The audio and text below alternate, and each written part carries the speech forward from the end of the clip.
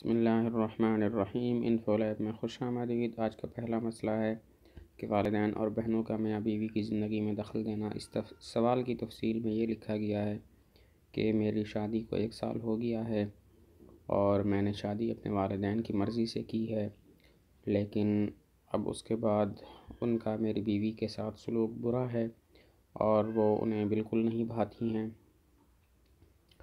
ہر وقت لڑائی جھگڑے گھر کے اندر رہتے ہیں، تو ایسی صورت میں مجھے کیا کرنا چاہیے؟ والدین کی فرما برداری کا بھی حکم ہے۔ تو جواب یہ ہے کہ یہ حالات بہت افسوسناک ہیں۔ آپ کے والدین کو اور دیگر گھر والوں کو چاہیے کہ وہ اب اس نئی آنے والی جو بیوی ہے آپ کے، ان کے ساتھ اچھا سلوک رکھیں۔ تو بہرحال اس میں تو یہ ہے کہ انہیں آپ دینی کتابوں کے پڑھنے کی ترغیب دیں، اور ایک دعا منقول ہے وہ آپ کثرت سے پڑھا کریں: ربنا هب لنا من ازواجنا وذریاتنا قرۃ اعین وجعلنا للمتقین اماما۔ اس دعا کی کثرت رکھیں، اللہ تعالیٰ حالات بہتر فرمائے۔ اگلا مسئلہ ہے کہ ڈاکٹر کا کہنا ہے کہ بچے کے دل میں سوراخ ہے، تو کیا اس حمل کو ضائع کیا جا سکتا ہے؟ اس سلسلے میں تفصیل یہ ہے کہ جب حمل 4 ماہ کا ہو جائے تو اس میں روح پڑ جاتی ہے۔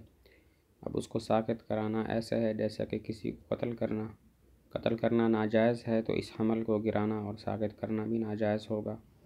باقی جہاں تک ڈاکٹروں کی بات ہے تو ان کی بات ظنی اور تخمینی ہوتی ہے، قطعی نہیں ہوتی، یعنی گمان کا ہوتا ہے اس میں پہلو، غالب گمان کا پہلو ہوتا ہے، اور اس میں ہم کوئی بات یقین سے نہیں کہہ سکتے کہ وہ بالکل ٹھیک کہہ رہے ہیں۔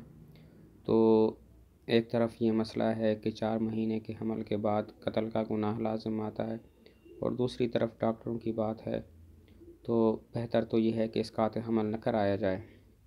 اسقاط حمل کرانا اس صورت میں ناجائز ہوگا۔ باقی اللہ تعالیٰ سے دعا کرتے رہیں کہ اللہ تعالیٰ بچہ صحیح سالم پیدا فرما دے۔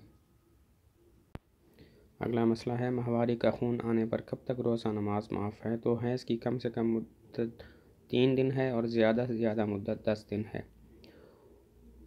10 دن تک، 3 دن کے بعد 10 دن تک جب تک سفید خون آنا شروع نہیں ہوتا اس وقت تک نماز روزہ معاف ہوتا ہے، اور 10 دن کے بعد اگر خون آئے خواہ وہ کسی بھی رنگ کا ہو، وہ استحاضہ کا خون ہے، اس صورت میں نماز روزہ معاف نہیں ہوتا۔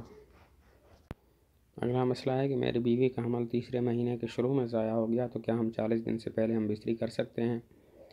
حمل ضائع ہوا کسی عضو کے بننے سے پہلے، تو اب اس کے بعد جو خون آتا ہے وہ حیض کا خون ہے۔ جب تک حیض سے پاک نہیں ہو جاتی اس وقت تک ہم بستری ٹھیک نہیں ہے۔